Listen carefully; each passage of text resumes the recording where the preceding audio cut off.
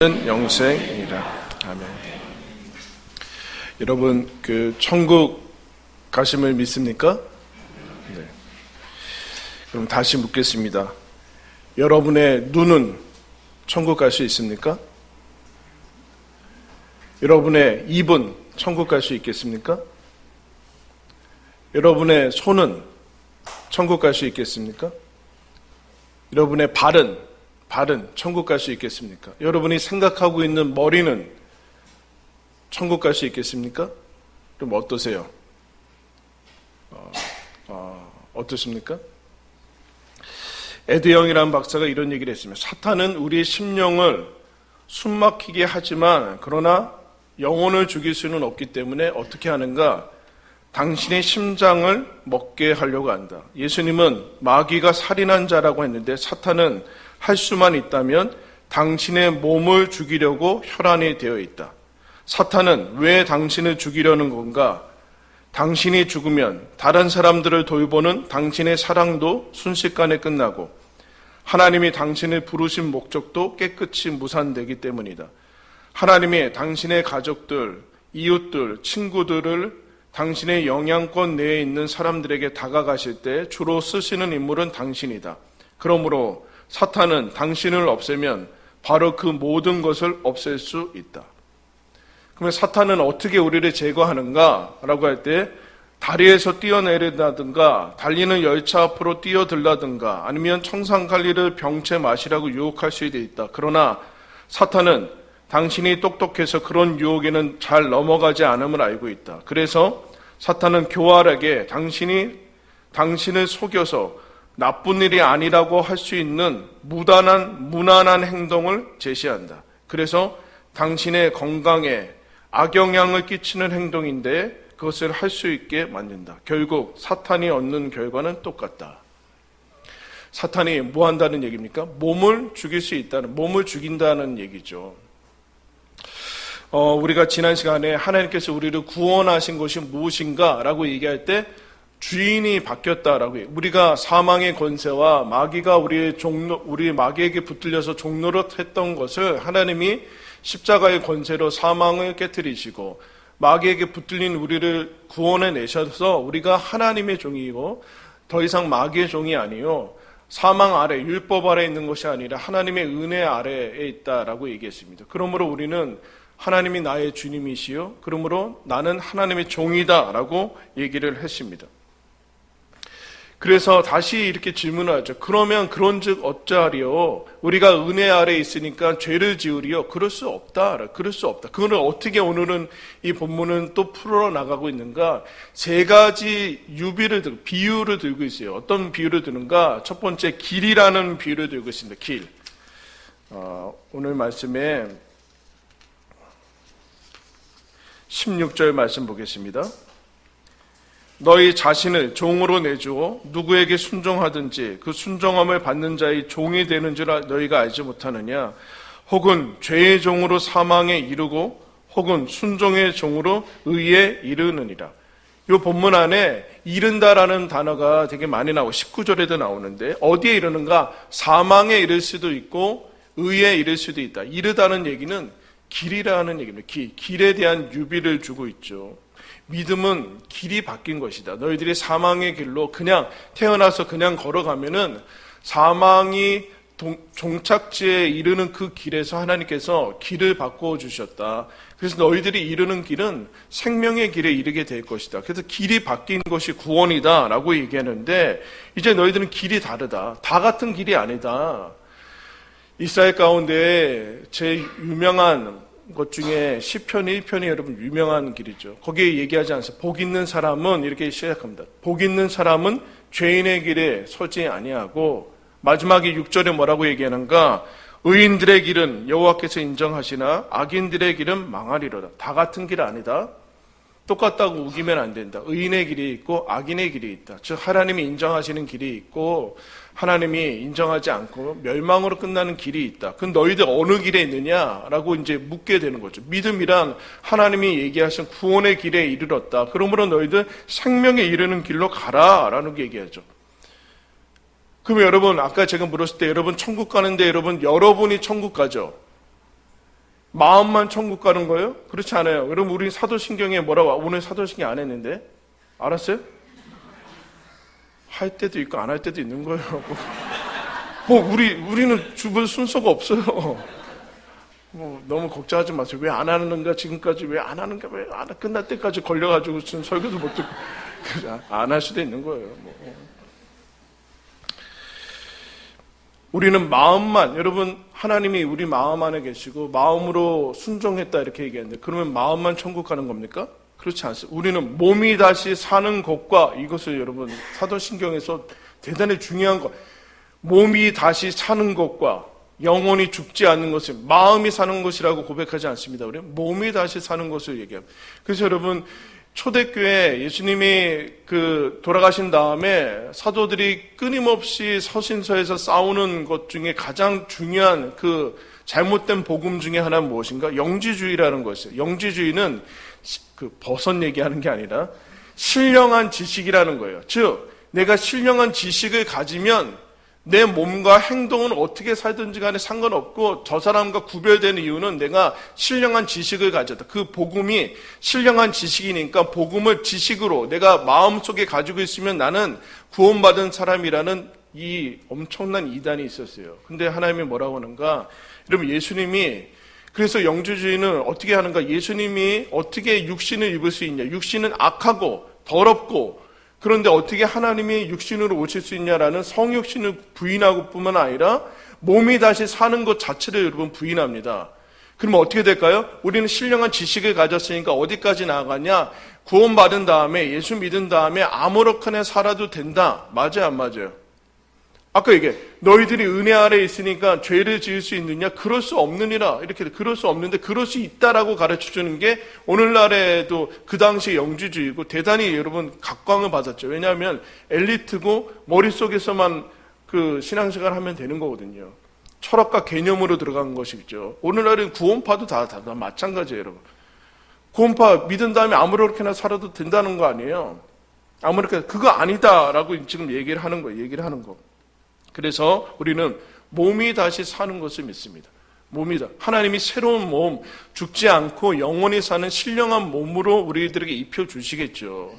그래서 오늘이라는 예배라는 책에서 이렇게 얘기합니다. 만약 교회가 몸의 존재 이유를 가르치지 않으면 분명 문화가 가르치게 될 것이다. 우리는 육체를 지닌 존재로서 하나님을 예배하고 몸이라는 선물을 돌보며 그리스도인답게 사는 법을 배우게 된다. 그러나 그것을 배우지 않으면 우리는 거짓 복음을 배우게 될 것이다. 우리의 몸으로 성령의 전이 아닌 욕망을 채우는 수단으로 몸을 인식하게 될 것이다. 그렇게 얘기해요. 몸 따로, 마음 따로, 영혼 따로, 고백하는 것 따로 그렇게 살아가게 된다. 여러분, 우리가 드리는 여러분들 지금 몸으로 예배 드리고 있죠? 마음은 어디가 있어요? 몸과 마음이 여기 와 있어야 되죠. 몸만 와 있으면 안 되고 마음은 딴 데 가 있어도 안 되고 마음만 다른 데 가서 노는데 몸은 여기 와 있으면 안 돼요. 놀고 있는데 몸과 마음이 한꺼번에 와 있어야 된다. 그런데 사탄은 뭘 공격하는가? 이걸 서로 따로따로 놀게 공격한다라는. C.S. 루이스라는 사람이 많은 책을 썼는데 그 중에 스크루테이프라는 편지라는 책을 썼습니다. 어떤 책을 썼는가? 마귀 입장에서 썼어요. 마귀 스크루테이프라는 이 사람이 고참 마귀인데 대장 마귀죠. 마귀가 이제 크리스찬을 그 책에서는 환자라고 여러분 불러요. 환자. 제가 예전에 군대에 있을 때 주일마다 이제 종교 행사를 가니까 불러요. 근데 안 믿는 고참이 꼭 그렇게 불러요. 기독교 환자들 나와라. 11시까지 집합해라. 그러면 이제 기독교 환자도 왔어? 그래서 막 비아냥거리고 그랬어요. 비아냥거리고. 역시 이 스크루테이프에서 그리스도인들 환자라고 하는데 신참 마귀가 워무드라는 사람인데 이 워무드가 관리하는 이 사람이 그리스도인으로 넘어갔어요. 그래서 마귀가 낙심하고 막 절망했어요. 그러니까 이 스크루테이프가 워무드 이 신참 마귀를 이렇게 격려합니다. 야, 너무 절망하지 마. 아직 희망이 있다. 너 환자가 그리스도인이죠. 환자가 그리스도인이 되었으니 나도 몹시 착잡하다. 그러나 절망할 필요는 없어. 그 환자의 정신적, 신체적 습관들은 아직도 우리 편이다. 이렇게 얘기했어요. 신체적이고 정신적인 이 죄에 찌든 습관들은 아직 우리 편이니까 얼마든지 우리는 물론 구원을 막을 수는 없지만 처참하게 똑같이 살아가서 아직 희망이 남아있다, 이런 얘기를 했습니다. 여러분, 길이 있죠. 길. 영혼에도 길이 있고 구원에도 길이 있고 마음에도 길이 있어요. 생각에도 여러분 길이 있습니다. 생각이 고장나면 계속해서 그 생각만 하게 돼요. 그러면 여러분 마음이 어려워지고 정신병에 가고 그렇게 됩니다. 생각도 고정되어 있고 틀이 있고 그런데 길도 있어요. 우리 몸에 여러분의 눈길은 어디에 닿아요? 눈길. 여러분의 손길은 어디에 종착점이 있냐는 거예요. 천국이냐라는 거예요. 여러분의 발길과 마음의 길은 그 종착점이 요새 눈이 어디에 닿고 시선이 어디에 닿고 손길은 어디에 닿고 있냐라는 거예요. 너 지금 천국 간다고 하는데 그거 막고 있냐? 그 따로따로 놀고 있는 거 아니냐라고 이제 얘기를 하는 거예요. 이거 일치돼야 되는 거 아니냐? 그래서 다음 비유를 들죠. 19절에 도구와 무기라는 그런 비유를 드는 19절 보면 너희 육신이 연약함으로 내가 사람의 예대로 말하노니 전에 너희가 너희 지체를 부정과 불법에 내주어 불법에 이른 것 같이 이제는 너희 지체를 의에게 종으로 내주어 거룩함에 이르라. 지체라는 얘기가 나와요. 이게 13절에서 나온 건데 13절 보시면 다 같이 한번 읽을까요? 시작. 또한 너희 지체를 불의의 무기로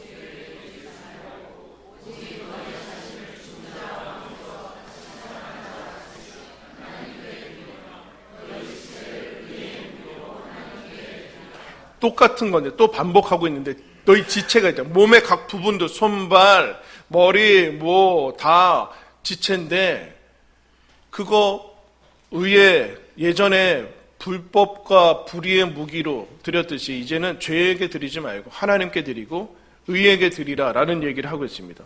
근데 여기는 아까는 너희 자신을 하나님께 드리라고 했는데 여기는 구체적으로 지체가 나오고 있어요. 왜 그러는가? 그게 따로따로 있지 않냐? 내 손 따로 있고 나 따로 있고 그러지 않지 않느냐? 그런데 너희들은 따로 놓을 가능성들이 있다. 그렇게 하면 안 된다. 그 얘기를 하는 거죠.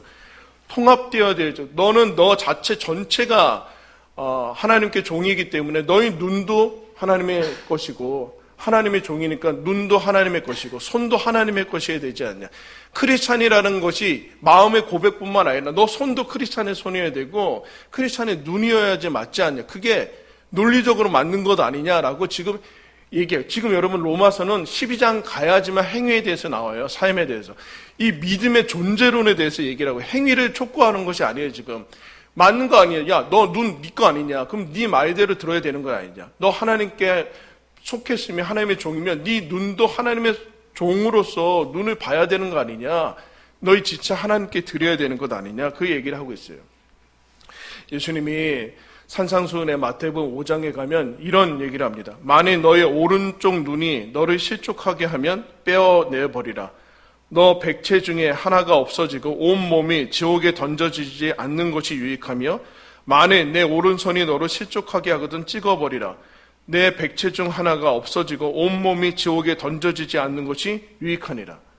이거 죄악에 대해서 아주 단호한 것을 하나님께서 얘기를 하시는 것과 동시에 야, 너 오른손이 범죄하면 찍어버리라는 얘기는 그러면 너는 천국 가고 오른손은 안 가고 그런 게 말이 되냐. 그 서로 따로따로 노는 게 말이 되는 것이냐.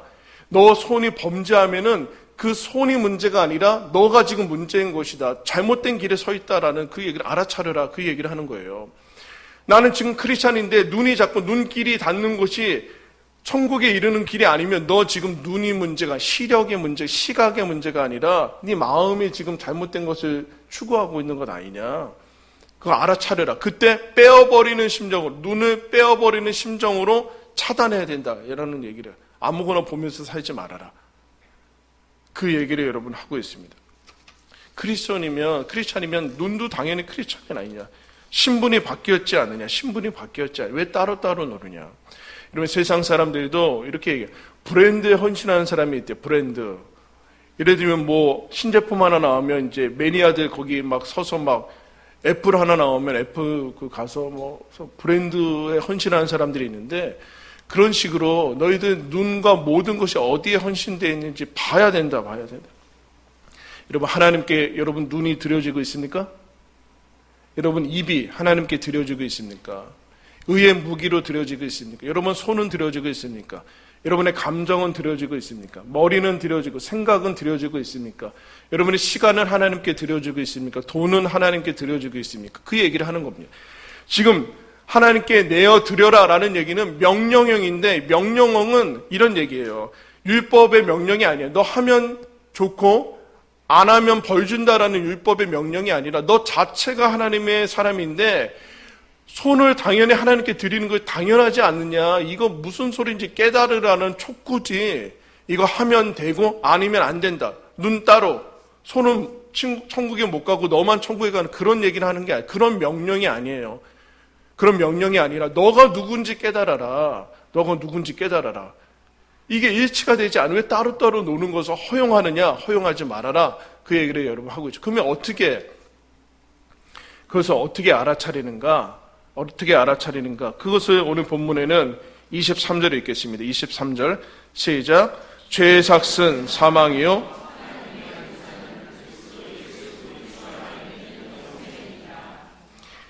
오늘 본문의 마지막 부분에는 열매라는 비유를 들고 있어요. 길, 그리고 지체, 무기, 그리고 오늘은 열매라는 것이 있습니다. 열매는 뭘까요? 달리는 거죠. 근데 지금 당장 달리지는 않아요.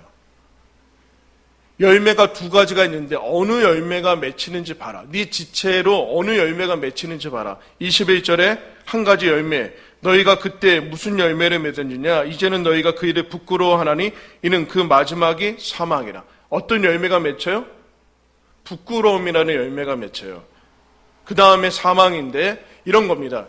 내가 눈을 하나님께 드려지고 있는가, 크리스찬의 눈으로 살고 있는가. 근데 그것이 공개될 수 없으면 부끄러운 거죠. 부끄러운 거 숨기는 거고 은폐하는 거고 어둠 속에서 이루어지는 일인데, 그거 숨기고 스스로도 부끄러워하면은 그거 하나님의 뜻대로 살고 있지 않고 분열되어 있는 것 아니냐, 그 얘기를 하는 거예요.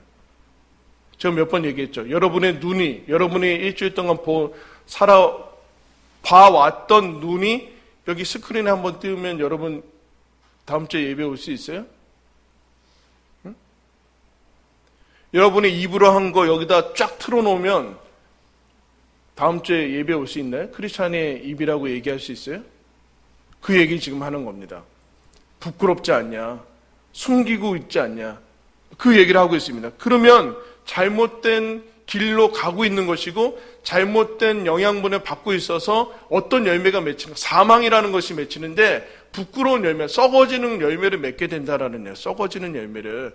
근데 너희들 거기서 구원받지 않았느냐? 그래서 다른 열매를 맺고 있어요. 22절에 그러나 이제는 너희가 죄로부터 해방되고 하나님께 종이 되어 어디에 이르러요? 거룩함에 이르는 열매를 맺었다. 그게 영생이다. 여러분 거룩함이 뭘까요? 아까 어둠이고, 거룩함은 우중충한 게 아니에요. 여러분 예수를 잘 믿으면, 예수 제대로 믿으면 제일 행복합니다. 믿으십시오. 예수를 제대로 안 믿고, 즉 눈을 하나님께 드리지 않으면 여러분 그 마지막은 사망이에요. 입을 하나님께 드리지 않으면 입으로 말미암아 사망의 열매들이 여러분 관계 속에 다 맺히게 될 거예요. 그것의 결과들은 여러분의 마음의 고통이에요. 지옥이에요. 근데 거룩함은 빛이요 충만한 것이고 기쁨이다라는, 그것을 어떻게 표현했는가? 생명이라고, 영원한 생명이라고 표현했습니다. 거룩함의 열매, 하나님께 드려진 열매, 구원받은 자의 삶에게 주어진 하나님께서 우리들한테 맺히기를 원하시고 당연히 맺어지는 열매들은 무엇인가? 거룩이라고 했는데 거룩은 무엇으로 표현할 수 있을까요? 한번 따라했습니다. 살맛, 생명이라고 표현해요. 살맛이 난다는 거예요. 우리가 입을 하나님께 드리면 살맛이 난다는 거예요. 살맛이 난다는 거예요. 여러분 요새 살맛 나십니까? 네? 살맛이 안 나서 음식으로 약을 삼고 있으십니까? 음식 먹으면 막 도파민 나오고 막 호르몬 막 나오니까 도피처로 삼아서 그 살맛이 나냐, 살맛이 나냐. 그 얘기를 여러분 하고 있습니다. 갈라디아서에 유명한 얘기가 있죠. 육체의 일은 현명하니 음행과 더러운 것과 호색과 우상숭배와 주술과 원수 맺는 것과 분쟁과 시기와 분냄과 당짓는 것과 분열과 이단과 투기와 술취함과 방탕한 것들이다. 이게 부끄러운 일들이죠. 부끄러운 열매들. 그러나 오직 성령의 열매는 사랑과 희락과 화평과 오래 참음과 자비와 양성과 충성과 온유와 절제니 이 같은 것을 금지할 법이 없느니라. 무슨 얘기예요? 예수님 믿으면 하나님께 드리면 의의 길로 걸어가면 살만 난다. 이 땅에서 천국 누릴 수 있다. 천국 죽어서 누리는 거 아니다. 배나무가 배를 맺듯이 너희들은 성령의 열매를 맺는 나무가 되었다 이래. 나무가 되었다. 당연히 배를 맺고 성령의 열매 맺는 것 아니냐.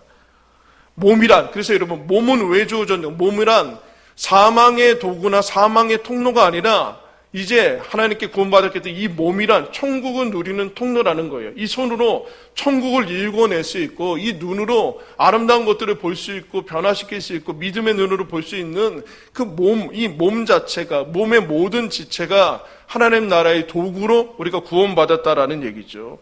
열매라고 얘기했어요. 지금 당장 좋은 것보다 나중에 더 좋은 것들을 택하면서 가라. 지금 당장만 좋으면 안 된다. 그거 나중에는 부끄러워할 것이다. 그 얘기를 여러분 하고 있습니다. 여러분 손에 무슨 열매가 맺히고 있습니까? 여러분 입을 말한 다음에 그 열매들이 어떤 열매들이 맺히고 있어요. 그럼 그거 보면 된다. 우리는 전인을 하나님께 구원받은 사람이고 그렇게 드려진 사람이에요. 사도 바울이 얘기해요. 나는 힘에 지나도록 하나님께 내 삶을 드린다. 그렇게 얘기를 하고요. 우리의 수고는 헛수고가 아니다. 행위로 얻은 구원이 아니기 때문에 우리 행위는 불필요한 게 아니라 이제 드디어 우리는 행할 수 있는 사람이 되었다. 하나님을 위해서 살아갈 수 있는 사람이 되었다. 그래서 그가 이렇게 얘기를 해요. 부활에 이렇게 얘기합니다. 우리에게 승리를 주시는 하나님께 감사합니다. 그러므로 내 사랑하는 형제들아, 견실하며 흔들리지 말고 항상 주의 일에 더욱 힘쓰는 자들이 되라. 이는 너희 수고가 주 안에서 헛되지 않다. 수고하고 애쓰는 자들이 되라. 예전에 어떤 연예인이 선한 일을 했는데 이제 난치병, 희귀병을 돕는 일을 했습니다. 난치병과 희귀병은 잘 안 나니까 이제 많은 부분에서 이제 어려움을 겪고 있죠. 이 사람도 22살 난 청년인데 근육병이라는 근육을 없어지는 병을 앓고 있었어요. 너무 오랜 투병을 하니까 가족들도 다 떠나고 이제 모든 것들이 다 없어지니까 치료도 받지 못하는 이 사람을 돕고 있었습니다. 이 사람이 그냥 뼈밖에 남지 않는 몸을 기울이면서 이 사람 도와줄 때마다 그 사람한테 눈으로 얘기하고 뭐 이렇게 얘기는 뭐라고 얘기하는가. 이 사람의 소원이 이거예요. 하루만이라도 벌떡 일어나서 남들처럼 뛰고 싶다. 그리고 이 사람의 가장 큰 소원이 이거예요. 일 때문에 힘들다는 말 자체가 정말 해보고 싶은 말이다. 이런 얘기했어요. 일 때문에 힘들고 싶다. 여러분, 우리는 하나님께 그냥 멀쩡한 건강한 그냥 사용되지 않은 상태로 하나님께 가는 것이 아니라 늙어서 없어지는 것이 아니라 다 사용되어지는 몸으로 하나님께서 우리를 불러주셨습니다. 머리부터 발끝까지 세포 하나하나까지 하나님의 것이라고 우리를 의롭다고 칭하시고 우리를 하나님의 것으로 여러분 불러주셨어요. 그럼 주보를 한번 보실까요? 주보 안쪽에 기도가 하나 나와 있는데 짐 엘리엇이라는 미국의 선교사인데 이 사람이 선교 가자마자 그 사람에 의해서 식인종들한테 죽어요. 창끝이라는 아마 영화도 나왔어요. 짐 29살에 죽습니다.